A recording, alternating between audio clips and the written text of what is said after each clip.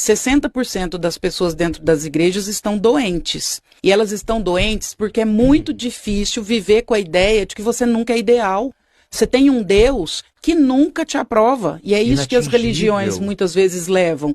Um Deus que está o tempo todo te julgando, te olhando. Esse Deus tem um decálogo. Em outras religiões, esse Deus tem outras implicações. Esse Deus é cheio de mimimi, que é esse Deus que muitas vezes aparece aí nas manifestações religiosas. Isso 20 anos na cabeça de alguém adoece qualquer mente. Ninguém suporta isso. Eu não suporto o mundo real e eu crio o mundo da fantasia. No momento em que a religião se propõe, ou as pessoas usam a religião e se propõem a isso, aí é o adoecimento psíquico. Eu tive uma paciente que eu precisei sugerir. Ela já tinha sintomas psicóticos, já tinha crises psicóticas e eu precisei sugerir para ela e para a família. Eu gostaria que nos próximos 6 meses ela não frequentasse um ambiente religioso específico que ela frequentava, porque reforçava a psicose dela.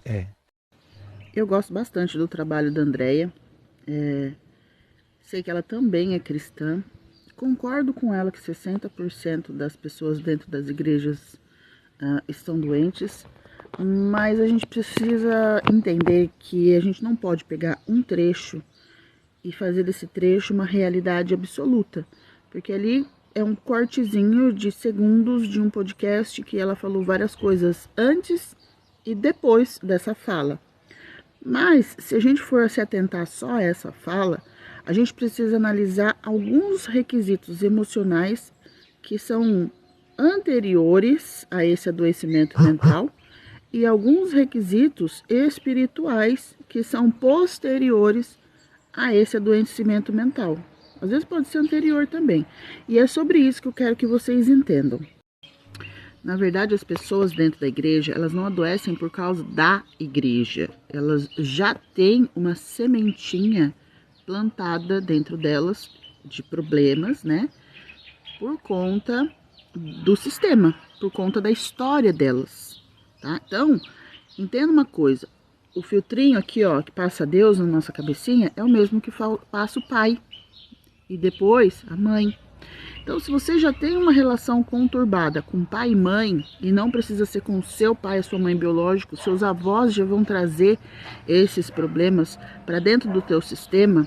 Então, você às vezes tem, os seus pais tiveram avós que são abusadores, e não estou falando de abuso sexual não, estou falando de abusador de grita, bate, exige demais, xinga, não valoriza nada do que você faz. Isso vai passar para os seus pais e os seus pais vão passar isso para você. E aí, o que nós temos? Nós temos líderes que passam por esses mesmos processos de abuso. Pega a Bíblia, por exemplo, né, que é um canal cristão, e vai interpretar a Bíblia baseado nessas dores, em tudo isso que ela passou durante a vida, todos esses abusos, e vai replicar isso na eclésia.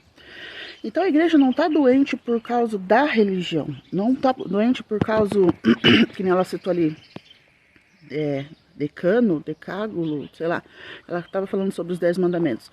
Não é sobre as leis, não são as leis que adoecem, as pessoas usam a fim de se manterem doentes. E elas nem fazem isso muitas vezes por... sabendo do que elas estão fazendo, entendeu?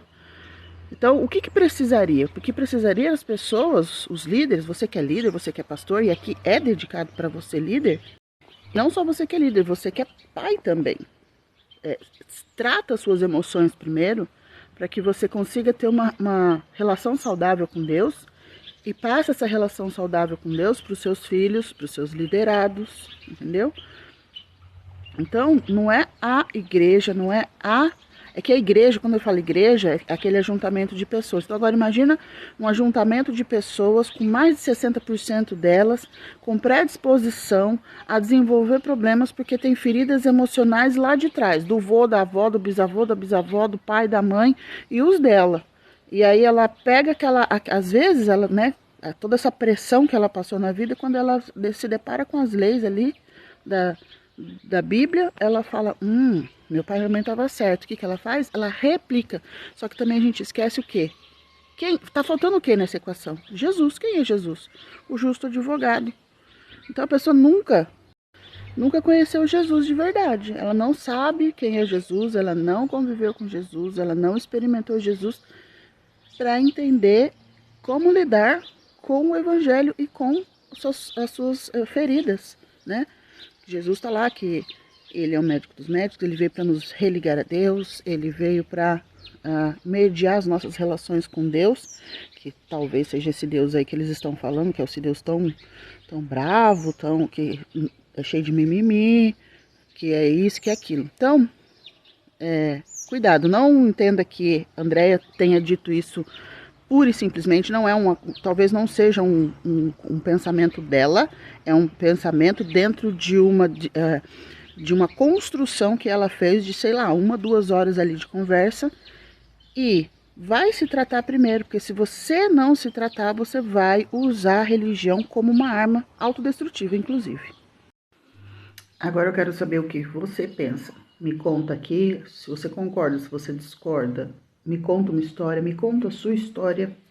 Se você já passou por esse período de adoecimento e conseguiu sair, se você ainda tá nele, vamos bater um papo agora.